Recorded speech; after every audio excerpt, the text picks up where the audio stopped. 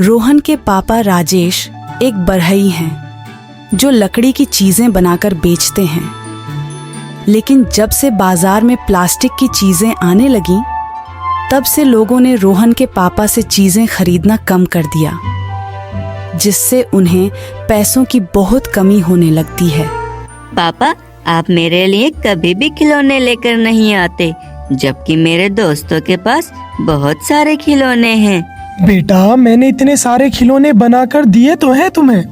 तुम्हारे पास भी बहुत खिलौने हैं, तुम भी इनसे खेला करो। पर पापा, मेरे पास तो पुराने खिलौने हैं और वो भी लकड़ी के बने हुए, लेकिन मेरे दोस्तों के पास प्लास्टिक के नए नए खिलौने हैं। बेटा, तुम अब घर के हालात तो जानते ही हो, इसीलिए अभी कुछ दिन तुम इन लकड़ी के खिलौनों से ही खेल लो। ठीक है पापा, लेकिन मेरे सारे दोस्तों के पास साइकिल है। आप मेरे लिए साइकिल क्यों नहीं खरीद के लाते? मुझे भी साइकिल चलानी है। अगर आप मुझे साइकिल नहीं लाकर दोगे तो मेरे दोस्त मुझसे दोस्ती तोड़ देंगे और फिर मुझे अकेला ही रहना पड़ेगा। अच्छा ठीक है बेटा, मैं पैसे इकट्ठा करने की कोशिश करता हूँ। जैसे ही पैसे इकट्ठे हो जाएंगे मैं तुम्हें नई साइकिल दिला दूंगा।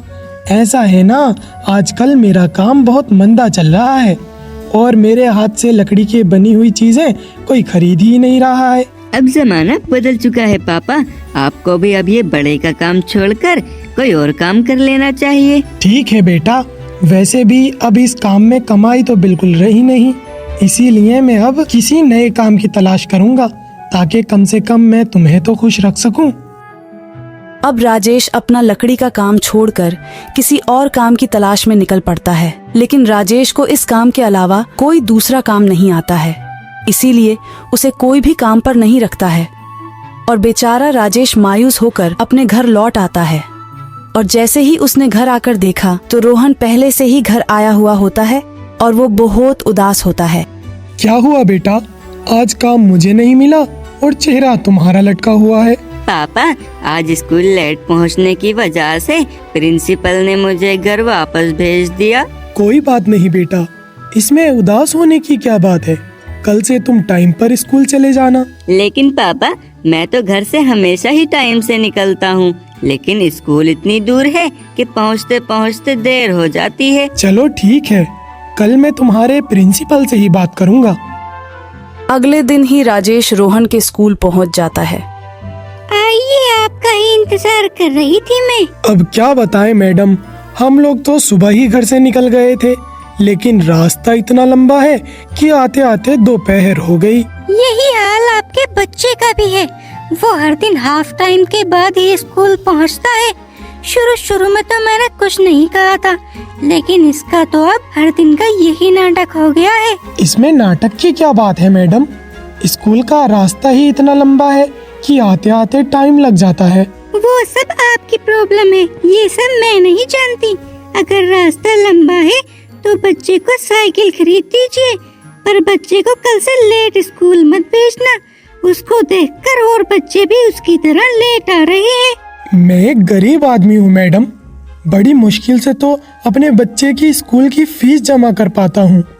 अब आप ही बताएं, मैं उसके लिए साइकिल खरीद कर कहाँ से लाऊं? ये आपकी दिक्कत है कि आप अपने बच्चे को साइकिल कहाँ से ला कर दोगे, लेकिन मैं आपके बच्चे के लिए स्कूल का टाइम तो नहीं बदल सकती ना। 5-10 मिनट चलता है, लेकिन इतना ज्यादा लेट बिल्कुल नहीं चलेगा। ठीक है मैडम, मैं आपकी बात समझ गया। मैं रोहन के लिए साइकिल खरीदने की पूरी कोशिश करूँगा, बस आप इसको स्कूल से मत निकालिएगा। देखिए, मैं भी नहीं चाहती कि किसी के बच्चे का भविष्य खराब हो। मेरे लिए तो सभी बच्चे एक बराबर हैं। जैसे आपका बच्चा वैसे ही मेरा बच्चा। यहाँ पर सभी को रूल फॉलो करने ही पड़ेंगे, चाहे वो कोई भी हो।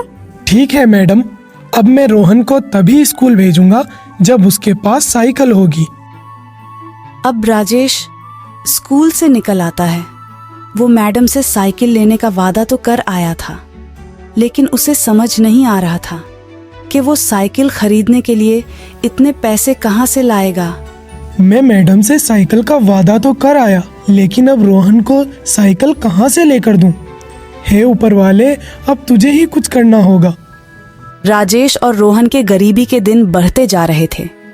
लेकिन राजेश रोहन को साइकिल नहीं दिला पा रहा था, जिस वजह से दोनों ही बहुत परेशान थे। ऐसे ही एक दिन जब राजेश अपने घर बैठा होता है और वो सोच रहा होता है, अब मैं ऐसा क्या करूं जो रोहन को साइकिल दिला दूं। इतना सोचते सोचते उसे याद आता है, मेरे पिताजी का एक बक्सा रखा हुआ है जो मैंने आज तक खोल कर नहीं देखा, जो अभी तक बंद है। आज मैं उसे खोल कर देखता हूँ, शायद उसमें कुछ मिल जाए। अरे ये इसमें लकड़ी का गोला, वो भी इतना छोटा। इसे बाहर निकाल कर देखता हूँ। फिर वो जैसे ही उसे बाहर निकालता है तो वो गोला अचानक से बहुत बड़ा हो जाता है। अरे वाह, ये लकड़ी का गोला तो बड़ा हो गया। लगता है ये कोई जादुई लकड़ी का गोला है। इस पर तो बहुत अच्छी कारीगरी होगी। फिर वो उस गोले से एक साइकिल बनाता है। जैसे ही राजेश उस साइकिल को जमीन पर रखता है तो वो छोटी सी साइकिल एकदम बड़ी हो जाती है और बहुत चमकने लगती है, जिसे देखकर रोहन बहुत खुश होता है। अरे वाह, ये तो बहुत ही अच्छी साइकिल बना दी पापा आपने तो। हाँ बेटा, अब तो स्कूल जाने में देर नहीं होगी ना? हाँ पापा, अब से मैं रोज टाइम से स्कूल जाया करूँगा। अब रोहन रोज अपने पापा की बनाई हुई जादुई लकड़ी की साइकिल पे स्कूल जाने लगता है। इस साइकिल में रोहन को ज्यादा पेंडल मारने की भी जरूरत नहीं थी। रोहन उसमें एक ही पेंडल मारता और वो साइकिल तेजी से बहुत दूर तक भागने लगती। अरे वाह रोहन, आज तो तुम टाइम से पहले ही स्कूल पहुंच गए। हाँ मिस, ये सब मेरे पापा की बनाई हुई साइकिल का कमाल है, जिसने मुझे इतनी जल्दी स्कूल पहुंचा दिया। सचमुच तुम्हारे पापा ने तो बहुत शानदार साइकिल बनाई है। अब तुम हमेशा टाइम पे स्कूल आना और मन लगाकर पढ़ाई करना। ठीक है मिस, मैं हमेशा मन लगाकर ही पढ़ाई करूँगा। अब रोहन रोज टाइम से स्कूल जाता और उसकी जादुई साइकिल बहुत कम समय में स्कूल और स्कूल से घर पहुंचा देती। मैंने अपने बेटे के लिए तो साइकिल बना दी, लेकिन अभी भी बहुत सारे बच्चे ऐसे हैं जिनके पास ना तो स्कूल जाने के लिए साइकिल है और ना ही उसे खरीदने के लिए पैसे। राजेश उस गोले से और भी बहुत सी साइकिल बनाता है जो जादू से बड़ी हो जाती है। अब राजेश बाजार में बहुत ही कम दामों पर गरीब बच्चों को वो साइकिल बेचा करता था। ऐसी और दिलचस्प कहानियां देखने के लिए हमारे चैनल शान-ए-वॉइस को सब्सक्राइब करें।